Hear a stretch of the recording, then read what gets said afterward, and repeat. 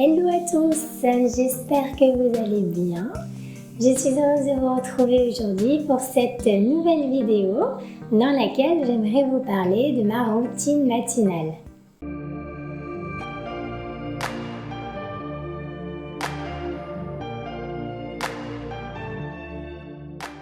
Ça me semble important de mettre une routine en place le matin parce que dans le tumulte de notre quotidien, où on enchaîne un peu les tâches à accomplir, on ne prend pas forcément de temps pour nous. Le fait de mettre en place une routine va nous permettre justement de pouvoir nous dégager du temps pour nous faire du bien et nous accorder un moment rien qu'à nous. On s'investit souvent beaucoup dans nos relations avec nos amis, avec notre famille bien évidemment.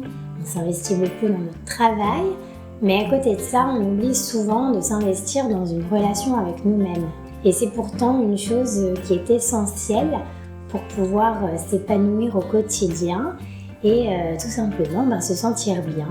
Je vais donc vous parler de la routine que j'ai mise en place pour moi, pour me faire du bien tous les jours et prendre justement ce temps d'introspection.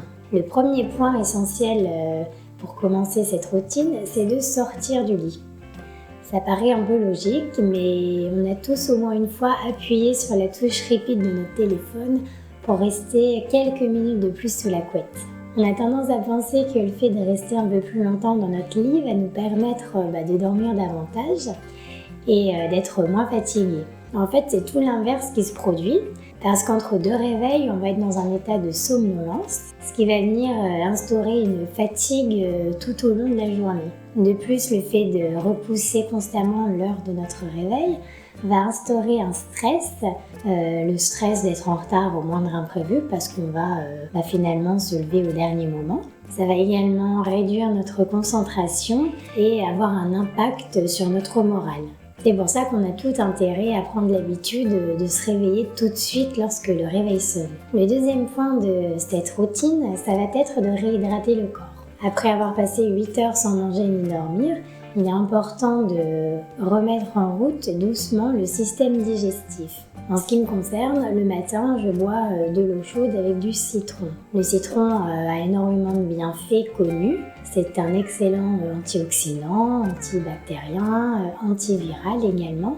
Il va rebooster notre système immunitaire et il va également nettoyer la peau, parmi d'autres bienfaits évidemment. Si vous souhaitez en savoir plus sur ces bienfaits, je vous invite à aller fouiner un peu sur internet et vous trouverez nombre d'articles concernant le sujet.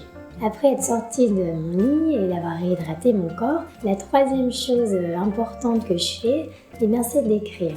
Écrire quoi ? Écrire tout et n'importe quoi justement. Ça peut être toutes les tâches qu'on a effectuées dans la journée, la prise de tête qu'on a eue avec notre ami ou notre patron ou un collègue, ou simplement une situation qui nous tracasse. Le fait de tout noter sur papier va nous permettre d'évacuer tout ça et de faire le ménage de notre esprit pour laisser de la place à des choses plus positives. Il faut savoir que 60 000 pensées traversent notre esprit chaque jour, dont les 3/4 sont des pensées négatives. C'est pour cela qu'il est important d'apprendre à faire le tri dans ce brouhaha mental et l'écriture peut justement nous y aider. Après avoir fait un peu le ménage dans notre esprit, on va venir réveiller le corps. Et ici, je vais vous parler forcément du yoga. La pratique du yoga va nous permettre de nous préparer mentalement et physiquement à la journée qui nous attend. Ça va nous permettre de réveiller notre corps après les 8 heures de sommeil et de venir un peu l'assouplir et peut-être se libérer des tensions qu'on aura accumulées durant la nuit. Cette pratique va nous ramener également au moment présent et donc diminuer le stress, l'anxiété, la dépression.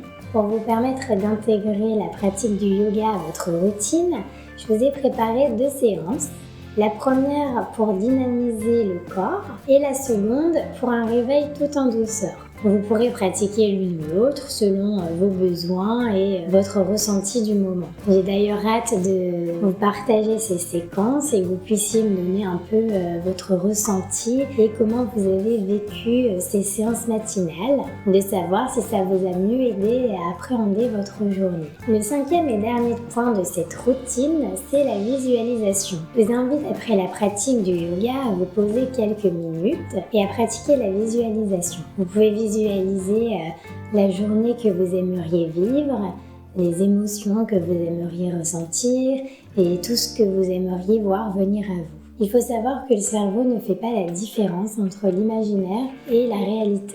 Ce qui fait que lorsqu'on se projette dans une situation qui est stressante, un examen par exemple, on va venir ressentir l'émotion qui est associée à la situation qu'on projette. Ça nous montre que notre cerveau est très puissant et qu'on peut utiliser cette puissance justement pour créer des choses positives et belles. La loi de l'attraction nous parle justement de ça, du fait qu'une pensée va créer une émotion et que la somme de nos émotions va avoir un impact sur notre taux vibratoire. Le taux vibratoire, qu'est-ce que c'est ? C'est simplement l'énergie dans laquelle on est. Et il faut savoir qu'on va attirer à nous des personnes, des événements qui vont vibrer sur la même fréquence que nous. C'est pour ça qu'il est très important de faire attention à notre système de pensée.